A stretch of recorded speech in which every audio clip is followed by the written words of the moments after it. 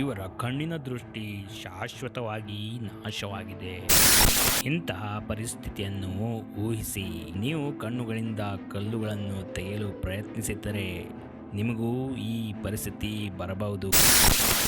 ಸಾರ್ವಜನಿಕರಲ್ಲಿ ಕಣ್ಣಿನಿಂದ ಕಲ್ಲು ತೆಗೆಯುವಂಥ ಕೃತ್ಯಗಳು ನಡೆದಿದ್ದು ಇದು ಎಷ್ಟು ಅಪಾಯಕಾರಿಯಾಗಿದೆ ಮತ್ತು ಇದರ ತೊಂದರೆಗಳು ಏನು ಅಂತ ತಿಳಿಯಲಿಕ್ಕೆ ಈ ವಿಡಿಯೋ ಖಂಡಿತವಾಗಿ ನೋಡಿ.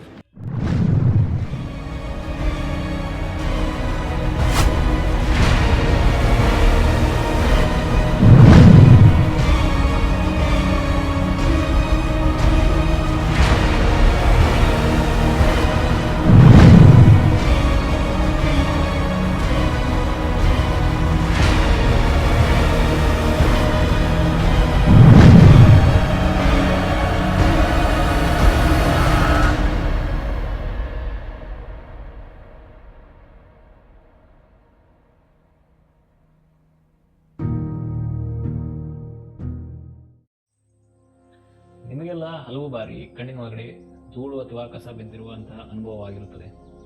ಈ ಅನುಭವ ನಿಮಗೆ ಧೂಳು ಬಿದ್ದಾಗನೂ ಆಗಬಹುದು ಅಥವಾ ಹಲವಾರು ಬಾರಿ ಕಣ್ಣಿನ ಕೆಲವೊಂದು ಕಾಯಿಲೆ ಅಥವಾ ಸಮಸ್ಯೆಗಳಿಂದ ಕೂಡ ಕಣ್ಣಿನೊಳಗಡೆ ಕಸ ಅಥವಾ ಧೂಳು ಬಿದ್ದಿರುವಂತಹ ಅನುಭವ ಆಗುತ್ತದೆ. ಆಗ ನಿಮ್ಮ ಕಣ್ಣಿನೊಳಗಡೆ ಯಾವುದೇ ತರಹದ ಕಸ ಅಥವಾ ಧೂಳು ಇರುವುದೇ ಇಲ್ಲ, ಅದು ನಿಮ್ಮ ಅನುಭವ ಮಾತ್ರವಾಗಿರುತ್ತದೆ.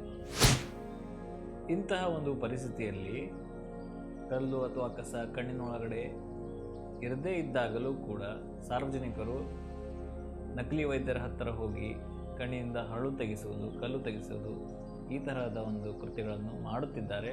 ಹಾಗೂ ಇದರ ಪರಿಣಾಮವಾಗಿ ಸಮಸ್ಯೆಗಳನ್ನು ಅನುಭವಿಸುವುದನ್ನು ನೋಡುತ್ತಾ ಇದ್ದೇವೆ.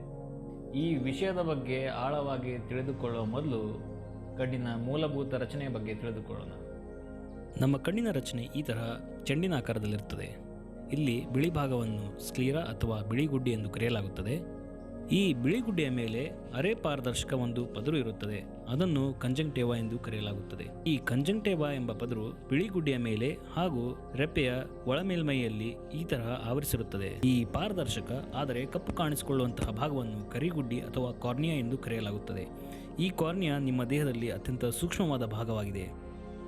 ಈ ಕಂಜಂಕ್ಟಿವಾ ಹಾಗೂ ಕಾರ್ನಿಯಾ ಕಣ್ಣಿನ ಮೇಲ್ಮೈಯನ್ನು ರೂಪಿಸುತ್ತವೆ. ಆದ್ದರಿಂದ ಕಣ್ಣಿನಲ್ಲಿ ಬೀಳುವ ಯಾವುದೇ ಧೂಳು ಈ ಒಂದು ಕಾರ್ನಿಯಾ ಅಥವಾ ಕಂಜಂಕ್ಟಿವಾ ಮೇಲೆ ಬಿದ್ದಿರುತ್ತದೆ. ಈಗ ಇಲ್ಲಿ ಕಣ್ಣಿನಲ್ಲಿ ಧೂಳು ಅಥವಾ ಕಸ ಬಿದ್ದಾಗ ಯಾವ ರೀತಿಯಾಗಿ ಕಾಣಿಸಿಕೊಳ್ಳುತ್ತದೆ ಎಂದು ತೋರಿಸ್ತಾ ಇದ್ದೇವೆ. ಧೂಳು ಅಥವಾ ಕಸ ಕಂಜಂಕ್ಟಿವಾ ಎಂಬ ಪದರಿನ ಮೇಲೆ ಬಿದ್ದಾಗ ಅದು ಈ ರೀತಿಯಾಗಿ ಕಾಣಿಸುತ್ತದೆ. ಕಾರ್ನಿಯಾ ಅಥವಾ ಕರೆಗುಡ್ಡೆ ಮೇಲೆ ಧೂಳು ಅಥವಾ ಕಸ ಬಿದ್ದಾಗ ಅದು ಈ ರೀತಿಯಾಗಿ ಕಾಣಿಸುತ್ತದೆ. ಈ ಒಂದು ಪರಿಸ್ಥಿತಿಯಲ್ಲಿ ಕಣ್ಣಿನ ವೈದ್ಯರು ನಿಮ್ಮ ಕಣ್ಣುಗಳನ್ನು ಮೈಕ್ರೋಸ್ಕೋಪ್ ಮಷೀನ್ಗಳ ಮುಖಾಂತರ ಪರೀಕ್ಷಿಸಿ ಮೊಟ್ಟ ಮೊದಲು ಕಣ್ಣಿನ ಪರಿಸ್ಥಿತಿಯನ್ನು ವಿಶ್ಲೇಷಿಸುತ್ತಾರೆ.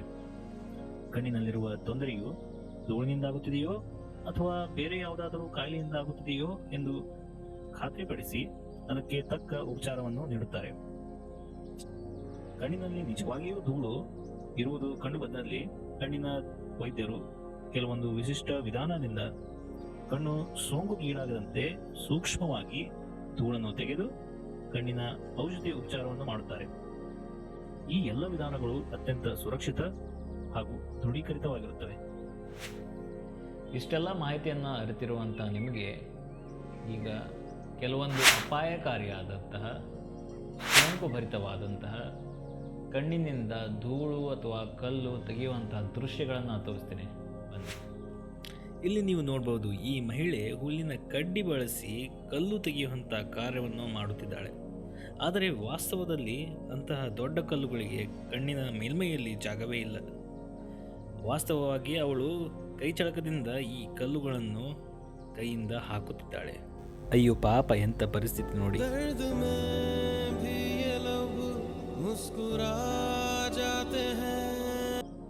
ಸಾತಾರ ಅನ್ನುವಂತಹ ಪ್ರದೇಶದಲ್ಲಿ ಈ ಮಹಿಳೆ ಒಬ್ಬ ವ್ಯಕ್ತಿಯ ಕಣ್ಣಿನೊಳಗಡೆ ತನ್ನ ನಾಲಿಗೆಯನ್ನು ಈರಿ ನಂತರ ಅಷ್ಟು ದೊಡ್ಡ ಕಲ್ಲನ್ನು ಉಗುಳುತ್ತಿರುವುದು ನೋಡಿ, ಅದೊಂದು ಮತ್ತೊಂದು ದೊಡ್ಡ ತಂತ್ರ.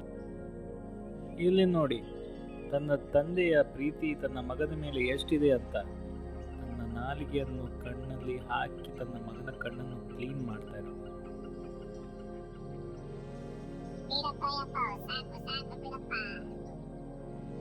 ಈ ಮಹಿಳೆ ತನ್ನ ಕೈಯಲ್ಲಿ ಕೊಳವೆ ಹಿಡಿದು ಬಾಯಿಂದ ಊಬಿ ಕಣ್ಣಿಂದ ಕಲ್ಲು ಅಥವಾ ಕಸ ತೆಗೆಯುವಂತ ನಾಟಕವನ್ನು ಮಾಡ್ತಾ ಇರೋದು ನೋಡಿ.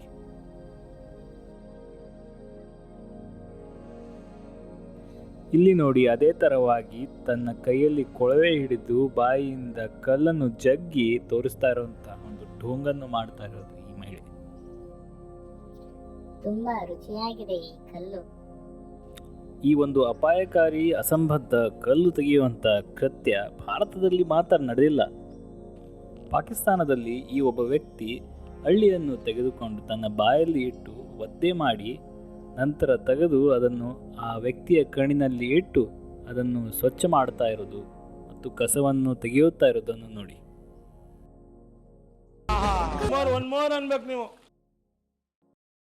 ಚೀನಾದಲ್ಲಿ ಸಹ ಅತ್ಯಂತ ವ್ಯಾಪಕವಾಗಿ ಕಣ್ಣಿನ ಮಸಾಜ್ ಮಾಡಿ ಕಣ್ಣನ್ನು ಸ್ವಚ್ಛ ಮಾಡುವಂಥ ವಿಧಾನವನ್ನು ನೋಡ್ಬೋದು. ಇಲ್ಲಿ ಕ್ಷೌರ ಮಾಡುವ ವ್ಯಕ್ತಿ ತನ್ನ ಬ್ಲೇಡ್ ಮೇಲೆ ನೀರು ಹಾಕಿ ಕಣ್ಣಿನ ಒಳಮೆಯನ್ನು ಶೇವ್ ಮಾಡಿ ಕ್ಲೀನ್ ಮಾಡ್ತಾ ಇದ್ದಾನೆ ಹಾಗೂ ಮಸಾಜ್ ಮಾಡ್ತಾ ಇದ್ದಾನೆ. ಯೆಮೆನ್ ರಾಷ್ಟ್ರದಲ್ಲಿ ಸಹ ಈ ಮಹಿಳೆ ತನ್ನ ನಾಲಿಗೆಯ ಚಮತ್ಕಾರದಿಂದ ಹರಳನ್ನು ತೆಗೆಯುವಂಥ ರೀತಿಯನ್ನು ನೋಡ್ಬೋದು ನೀವು. ಇದಷ್ಟೇ ಅಲ್ಲದೆ ಕಣ್ಣಿನೊಳಗಡೆ ಬೆಣ್ಣೆ ಹಾಕುವುದು, ಕೊಳವೆಯಿಂದ ಊದುವುದು, ಕಣ್ಣಿನೊಳಗಡೆ ಕೋಳಿ ರಕ್ತ ಹಾಕುವುದು ಮತ್ತು ಹಲವಾರು ನಾನಾ ರೀತಿಯ ವಿಧಾನಗಳಿಂದ ಕಣ್ಣಿನೊಳಗಡೆ ಗಾಯ ಮಾಡಿಕೊಂಡು ಸೋಂಕು ಮಾಡಿಕೊಂಡು ರೋಗಿಗಳು ನಮ್ಮ ಹತ್ರ ಬರ್ತಾ ಇದ್ದಾರೆ. ಈ ಎಲ್ಲ ಕೃತ್ಯಗಳಿಂದ ಕಣ್ಣಲ್ಲಿ ಏನು ಸಮಸ್ಯೆ ಆಗುತ್ತದೆ ನೋಡೋಣ ಬನ್ನಿ. ಕಣ್ಣಿನ ಕರಿಗುಡ್ಡಿ ಗಾಯಗೊಳ್ಳುತ್ತದೆ ಹಾಗೂ ಸೋಂಕು ಆಗುತ್ತದೆ. ಈ ಸೋಂಕು ಎಷ್ಟರ ಮಟ್ಟಿಗೆ ಕಣ್ಣನ್ನು ಹಾಳು ಮಾಡುತ್ತದೆ ಎಂದರೆ ಈ ಕರಿಗುಡ್ಡೆ ತನ್ನ ಪಾರದರ್ಶಕತೆಯನ್ನು ಕಳೆದುಕೊಳ್ಳುತ್ತದೆ. ಈ ಪಾರದರ್ಶಕತೆಯು ಕಳೆದು ಹೋದರೆ ಕಣ್ಣಿನ ದೃಷ್ಟಿಯು ತುಂಬಾ ಕಡಿಮೆ ಆಗಿಬಿಡುತ್ತದೆ ಹಾಗೂ ಈ ಕರಿಗುಡ್ಡೆಯ ಸೋಂಕು ಇರುವ ತನಕ ಬಹಳಷ್ಟು ನೋವು ಹಾಗೂ ತೊಂದರೆಯನ್ನು ಕೊಡುತ್ತದೆ. ಅದನ್ನು ಗುಣಪಡಿಸಲು ತುಂಬಾ ಕಷ್ಟವಾಗಿರುತ್ತದೆ. ಕೆಲವೊಮ್ಮೆ ಈ ಸೋಂಕು ಸಂಪೂರ್ಣ ಕಣ್ಣಿನೊಳಗೆ ಹರಡುತ್ತದೆ ಹಾಗೂ ಸಂಪೂರ್ಣ ಕಣ್ಣನ್ನೇ ಕಳೆದುಕೊಳ್ಳುವಂತಹ ಪರಿಸ್ಥಿತಿಯೂ ಉಂಟಾಗಬಹುದು. ಈ ಎಲ್ಲ ವಿಧಾನಗಳು ಎಷ್ಟು ಅಪಾಯಕಾರಿಯಾಗಿದೆ ಅಂದರೆ ಕಣ್ಣಿನ ಕರಿಗುಡ್ಡಿಗೆ ಯಾವುದೇ ಗಾಯ ಅಥವಾ ಸೋಂಕು ಆಗದೇ ಇದ್ದಲ್ಲಿ ಅವರೇ ತುಂಬ ಅದೃಷ್ಟಶಾಲಿ. ಅಮಾಯಕರು ಈ ಬಲೆಗೆ ಬಿದ್ದು ತಮ್ಮ ಕಣ್ಣುಗಳನ್ನು ಕಳೆದುಕೊಳ್ಳುತ್ತಿರುವುದು ನಿಜಕ್ಕೂ ಬೇಸರದ ಸಂಗತಿಯಾಗಿದೆ. ಆದ್ದರಿಂದ ಈ ಒಂದು ಕೃತ್ಯಗಳಿಂದ ನಮ್ಮ ಕಣ್ಣುಗಳನ್ನು ರಕ್ಷಿಸಿಕೊಳ್ಳಬೇಕು ಹಾಗೂ ಅಮಾಯಕ ಜನರಿಗೆ ಜಾಗೃತಿಯನ್ನು ಮೂಡಿಸಬೇಕೆಂದು ನಾನು ನಿಮ್ಮಲ್ಲಿ ವಿನಂತಿಸಿಕೊಳ್ಳುತ್ತೇನೆ. ಜಾಗರೂಕರಾಗಿರಿ, ನಿಮ್ಮ ಕಣ್ಣುಗಳನ್ನು ರಕ್ಷಿಸಿಕೊಳ್ಳಿ.